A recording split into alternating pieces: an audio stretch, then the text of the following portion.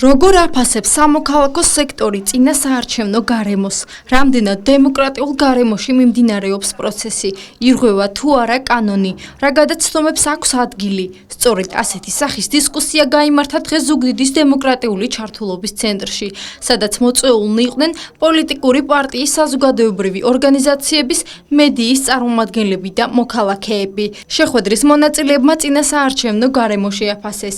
პოლიტიკურ მხარეებს შორის გაიმართა დისკუსია სხვადასხვა მნიშვნელოვან თემებზე. ხელისუფლების და მმართველი პარტიის ინტერესებშია, რომ 2016 წლის საპარლამენტო არჩევნები მაქსიმალურად გამჭვირვალედ, ღიად, თავისუფალ გარემოში ჩატარდეს, ამიტომაც ჩვენ ჩართული ვიქნებით ნებისმიერ მსგავსი ტიპის შეხვედრაში, თუ იქნება რაიმე კონკრეტული შემთხვევები, რა დროსაც დაფიქსირდება კანონის დარღვევა, ჩვენ მზადა ვართ ვიყოთ ამ დარღვევების მიმართ ადეკვატურები და მყისიერად მოხდეს რეაგირება, რათა მას რაღაცა სისტემური ფორმა არ მიეცეს. ოპოზიციური პარტიის წარმომადგენლები მიუთითებენ, რომ საარჩევნო გარემო არასტაბილურია და გამოვლენილ კონკრეტულ დარღვევებზე საუბრობენ.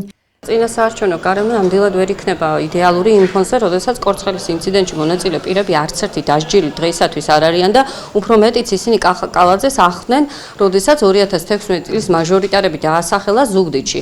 ამასთან ერთვის ის, რომ ნუკრი ქანთარიას ფარული თუ პირდაპირ ზრახვების ანდრავლობასთან დაკავშირებით, რომ მას მოხვდება ცხვირში არჩევნებამდე ერთი თვით ადრე, ჩვენი ოფისის დარბევა, გუშინ მოხდა ელენე ხოშტარიას ოფისის დარბევა და ასე შემდეგ. პარტია თავისუფალი დემოკრატების წევრმა ეგნატე შამუგიამ ხელისუფლება ადმინისტრაციული რესურსის გამოყენებაში დაადანაშაულა. არსებობს კონკრეტული ფაქტები და მტკიცებულებები იმისა, რომ მმართველი პარტიის მხრიდან ხდება ადმინისტრაციული რესურსების გამოყენება, ეს ეხება კერძო სამართლის იურიდიულ პირებში საშტატო ერთეულების ზრდას, ასევე საინფორმაციო ხასიათის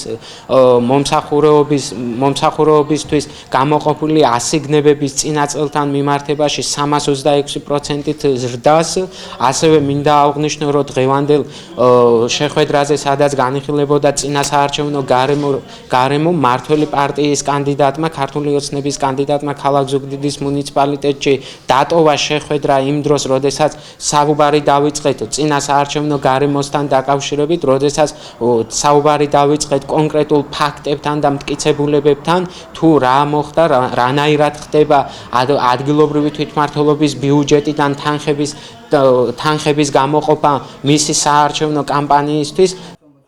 შეხვედრის მიზანია სამოქალაქო საზოგადოებრივი ორგანიზაციების მიერ წინა საარჩევნო გარემოს შეფასება და დაინტერესებული მხარეების ინფორმირებულობის გაზრდა. ახალგაზრდა იურისტთა ასოციაცია რამოდენიმე დღეში წარმოადგენს წინა საარჩევნო პერიოდის შუალედურ შეფასებას და სადაც წარმოდგენება ზოგადად ის შესაძლო დარღვევები, რომელიც ჩვენს მიერ იქნა დაფიქსირებული.